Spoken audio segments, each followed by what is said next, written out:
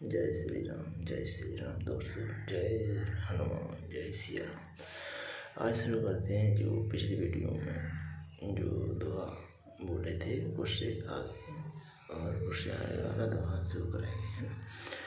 चलो, और इन चौपाइयों को दुआओं को सुनते रहें और लाभ लेते रहें। ये श्री राम कथा और राम श्री राम पर भरोसा है तो आप देखिए कि आपकी वीडियो काम अवश्य बनने लगे। बस आप सुनते जाइए और चैनल को सब्सक्राइब कीजिए और वीडियो को लाइक कीजिए और ज़्यादा से ज़्यादा शेयर कीजिए। जो नहीं जुड़े हैं इस चैनल से उन सबको जोड़िए जल्द से जल्द, और आपको लाभ मिले तो योगदान करना जब दिल करे तो, ठीक है। तो आइए शुरू करते हैं। जय श्री राम। कहे सुनहि अस अधम नर, ग्रसे जे मोहि पिशाच। पाषंडी हरे पद विमुख, जानहि झूठ न साच। सिया रामचंद्र की जय, पवन सुत हनुमान की जय। तो इस दुए में भगवान भोलेनाथ बता रहे हैं माता गौरी जी को कि जो मोह रूपी पिशाच के द्वारा ग्रस्त हैं, पाषंडी हैं, भगवान के चरणों में से विमुख हैं और जो झूठ सच कुछ भी नहीं जानते, ऐसे अधम मनुष्य ही इस तरह कहते सुनते हैं। तो हम आगे की चौपाई है। अज्ञ अकोविद अंध अभागी, काई विषय मुकुर मन लागी। लंपट कपटी कुटिल विशेषी, सपने संत सभा नहीं देखी। जो अज्ञानी मूर्ख अंधे और भाग्यहीन हैं और जिनके मन रूपी दर्पण पर विषय रूपी कोई जमी हुई है, काई जमी हुई है, जो व्यभिचारी, छली और बड़े कुटिल हैं और जिन्होंने कभी स्वप्न में भी संत समाज के दर्शन नहीं किए। काहे ते वेद असम्मत बानी, जिनके सूझ लाभ नहीं हानि। मुकुर मलिन अरु नयन बीना, राम रूप देखहि किमि दीना। और जिन्हें अपनी लाभ हानि नहीं सूझती, वे ही ऐसी वेद विरुद्ध बातें कहा करते हैं। जिनका हृदय रूपी दर्पण मैला है और जो नेत्रों से हीन है, वे बेचारे श्री रामचंद्र जी का रूप कैसे देखें।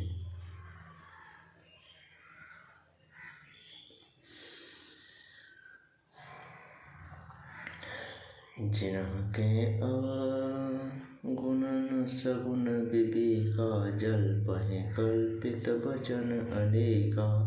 हरि माया बस जगत भ्रमाहि, तिन्हि कहत कछु अघटित नाही।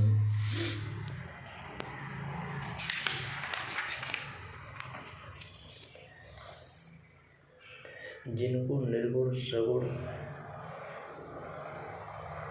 का कुछ भी विवेक नहीं है, जो अनेक मनगढ़ंत बातें बका करते हैं, जो श्री हरि की माया के वश में होकर जगत में जन्म मृत्यु के चक्र में भ्रमते फिरते हैं, उनके लिए कुछ भी कह डालना असंभव नहीं है।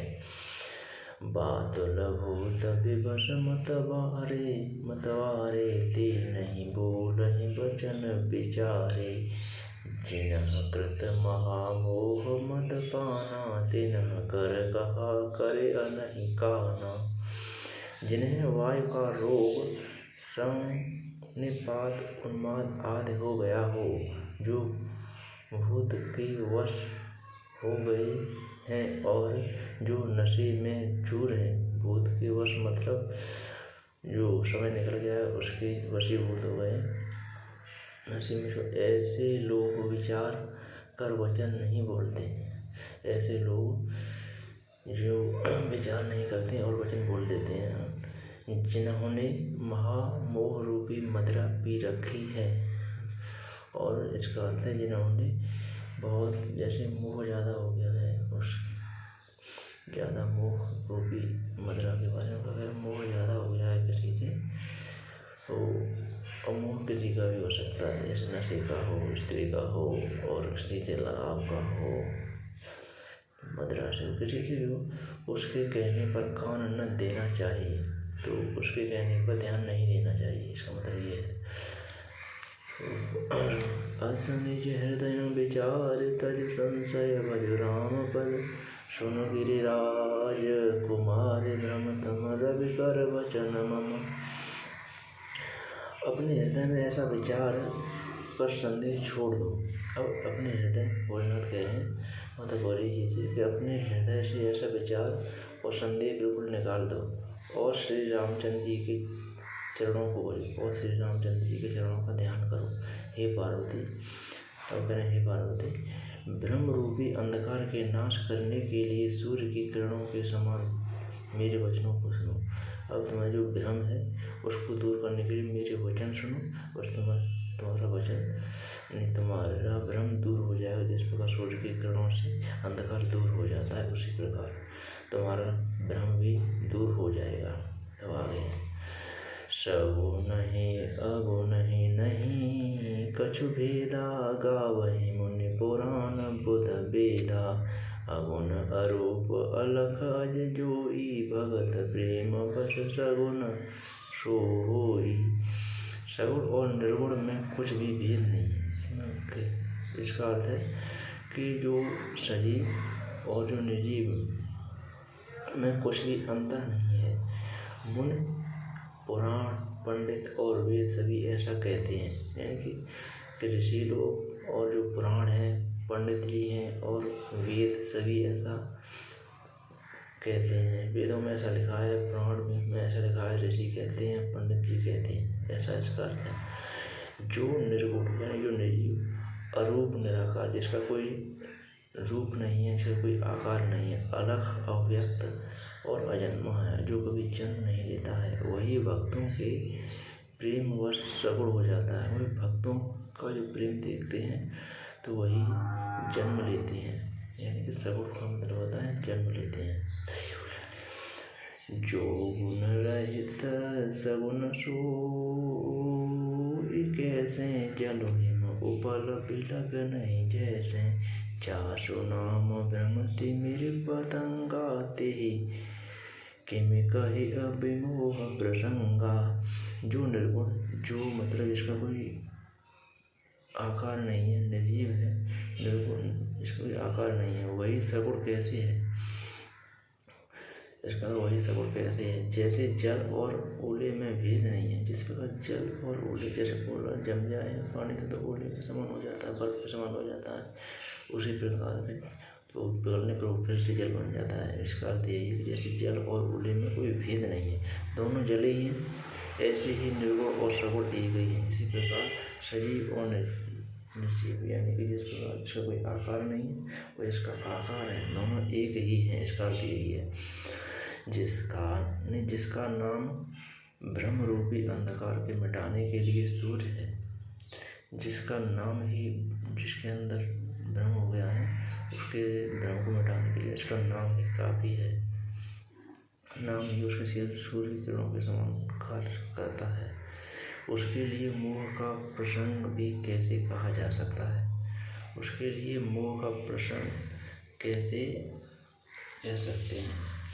इसका अर्थ ये है, अब राम सच्चिदानंद दिनेशा, नहीं तह मोह निशा लवलेशा, सहज प्रकाश रूप भगवाना, नहीं तह पुण्य विज्ञाना,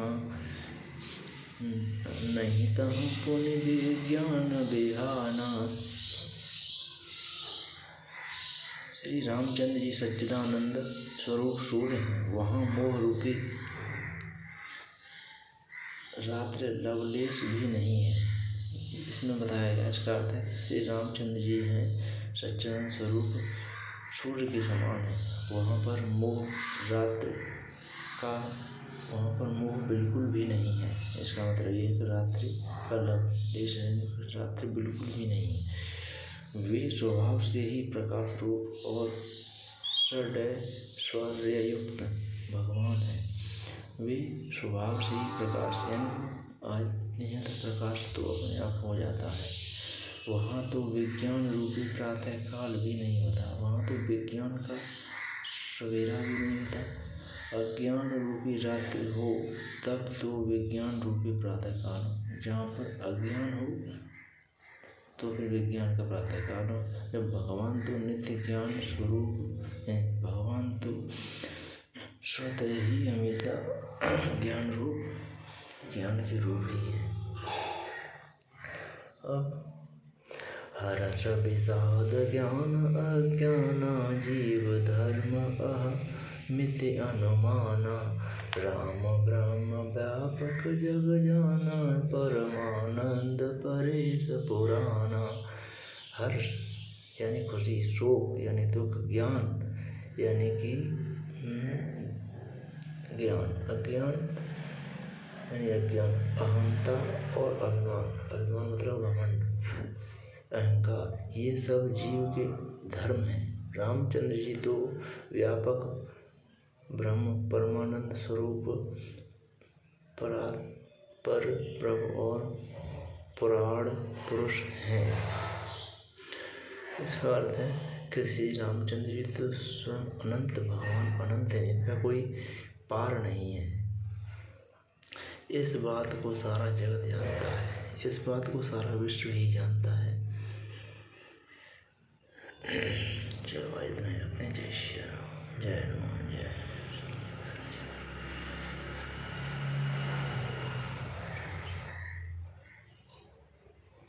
तो आज की कथा में इतना ही रखते हैं, आगे फिर करेंगे। तो आप इन चौपाइयों को सुनते रहिए और इसका चौपाइयों और दुआओं का रोज दो ही रोजाना होते हैं और उनकी समस्त चौपाइयाँ होती हैं जिनको सुनने से आप सभी को लाभ अवश्य मिलेगा। आपके बिगड़े हुए काम बनते रहेंगे और आपको हमेशा आपके जीवन में शांति बनी रहेगी।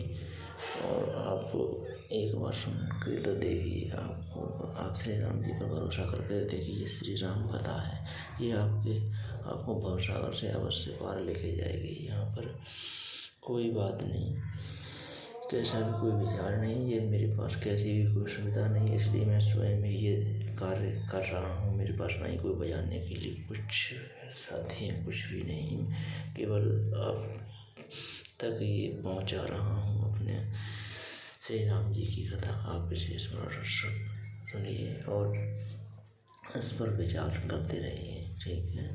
और आपके बने हुए काम इसी सभी चौपाइयाँ ऐसी हैं, सिद्ध चौपाइयाँ हैं जो आपको आपके बिगड़े हुए कामों को बनाएंगी और आपको जीवन में बहुत लाभ मिलेगा। अवश्य लाभ मिलेगा। भगवान की 21 दिन सुन के देखिए, धीमे धीमे 11 दिन या फिर 5 दिन सुन के देखिए, 5, 7, 11 और 21 दिन सुन के देखिए, आपको लाभ अवश्य होने लगेगा। आपको लाभ अवश्य में तो आप मुझे कमेंट में अवश्य बताइएगा। और मैं तो इतना ही कहूँगा कि आपको लाभ अवश्य मिले, आप अवश्य सुने और वीडियो को ज़्यादा से ज़्यादा शेयर करें।